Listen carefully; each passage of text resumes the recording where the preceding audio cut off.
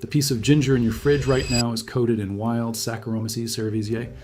Living yeast, same strain that ferments wine, same strain that leavens bread, present on fresh, unpeeled ginger skin in concentrations dense enough to build a permanent living starter.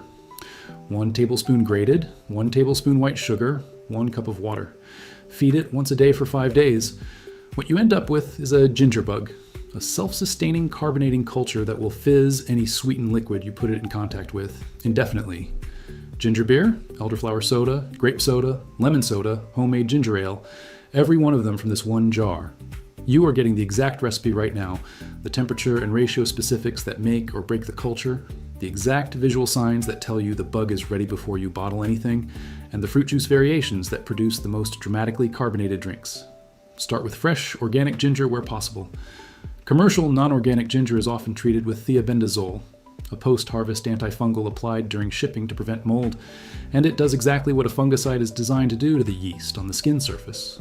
Organic ginger costs more. The difference in capture rate is significant. Wash it, do not peel it, grate 1 tablespoon directly, skin and flesh together. Into a clean glass jar, grated ginger, 1 tablespoon of white sugar, 1 cup of non-chlorinated water. Tap water in most municipalities contains enough residual chlorine to suppress yeast activity. Leave tap water uncovered on the counter for 30 minutes before using it, or use filtered water. The chlorine dissipates quickly in open air. Stir until the sugar dissolves. Cover loosely, a cloth, a coffee filter, a lid set on without sealing.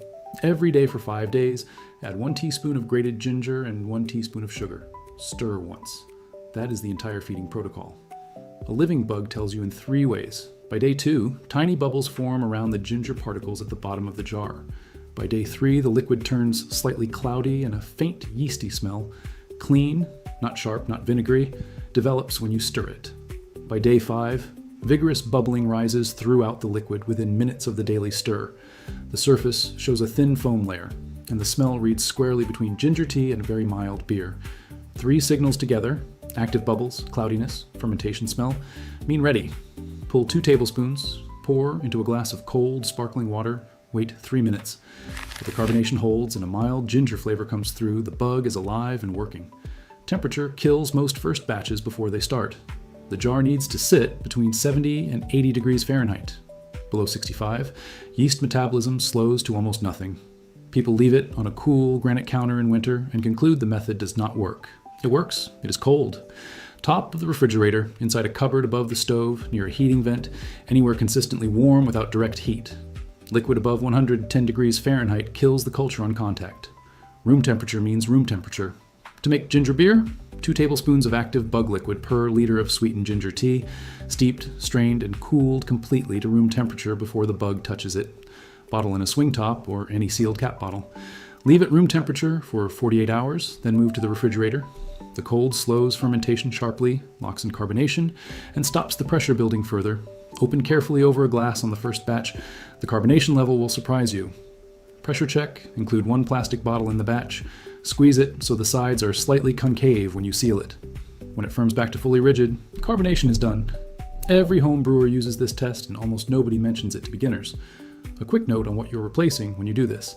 Schweppes ginger beer is water, high fructose corn syrup, citric acid, and natural ginger flavor. No fermentation, no live cultures. The wild yeast process was removed from commercial production in the mid-20th century because live cultures have a shelf life, are unpredictable, and require cold chain logistics. A dead product lasts 2 years on a shelf. Reed's Ginger Beer, one of the more honest brands in the category, does use real ginger and cane sugar. Their flagship bottle is $5.99. The culture in your jar produces the same fermentation chemistry using the same organisms at a per bottle cost under 5 cents. Before the fruit variations, and this next part is the reason people who start with 1 jar end up with 5 jars inside of 2 months. The culture multiplies.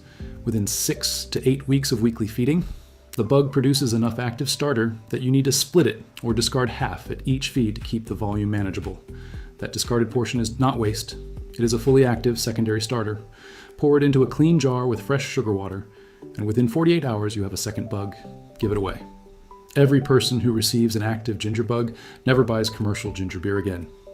The original culture, fed once a week, runs indefinitely. There are documented ginger bugs and fermentation communities that have been running continuously for over a decade.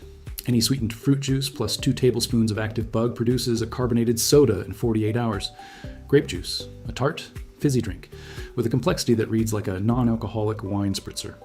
Apple juice, cloudy, sparkling cider with natural fermentation character. Fresh lemon juice with simple syrup. Lemonade soda with a clean, fermented edge. Elderflower cordial, diluted to drinking strength. Elderflower soda. Pineapple juice, cranberry juice, hibiscus tea sweetened with cane sugar. Every one of them carbonates the same way and produces something a bottling plant cannot replicate. Because the culture in your jar is specific to your kitchen, your water, your local yeast populations. The combination is what specialty brands price at $5 to $6 per bottle because they understand you believe a factory is required to produce it. A jar and 5 days of patience produces it better. The ginger pieces, strained out during weekly feeding, go directly into stir-fries, marinades, and salad dressings. The fermentation mellows their raw bite while concentrating the flavor.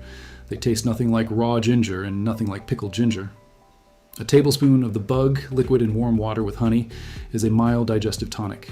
Lactobacillus, the same bacteria in commercial probiotic capsules at $4 each, is present in active ginger bug liquid in meaningful concentrations.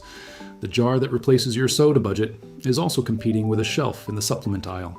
Now the one thing about this culture that people consistently get wrong, and the reason they throw away a perfectly healthy bug. A bug left in the refrigerator unfed for 1 to 2 weeks will separate. A grayish liquid floats above a denser layer at the bottom. That liquid has a name, hooch. It is not spoilage. It is what the culture produces when food runs low and it begins metabolizing its own byproducts. Pour it off or stir it back in, either is fine. Then feed with a teaspoon of sugar and fresh ginger. Leave at room temperature for 12 hours. A starter that looked completely dead at noon will be actively bubbling by midnight. Not a malfunction. A hungry culture. The setup cost is 1 piece of organic ginger, 2 tablespoons of sugar, and 5 days. After that, your household never purchases a commercial carbonated drink again unless you decide to. The ongoing maintenance is a teaspoon of ginger and a teaspoon of sugar per week, roughly 1 cent per feeding. The output? Ginger beer, fruit sodas, sparkling lemonade, elderflower soda, retails at $4 to $6 per bottle in any grocery chain. One thing to do before you start, write the date on the jar. Not because the bug needs a timestamp, because 6 weeks from now, when you're pouring your 4th flavor variation, maybe grape, maybe elderflower, maybe lemon, and the jar has cost you 40 cents to run, you will want to know exactly how long a single piece of ginger has been quietly replacing a recurring grocery purchase. People who do this tend to start looking for what else works the same way. There's quite a bit of it. If this takes carbonated drinks permanently off your grocery list, share it with someone still paying for them. See you in the next one.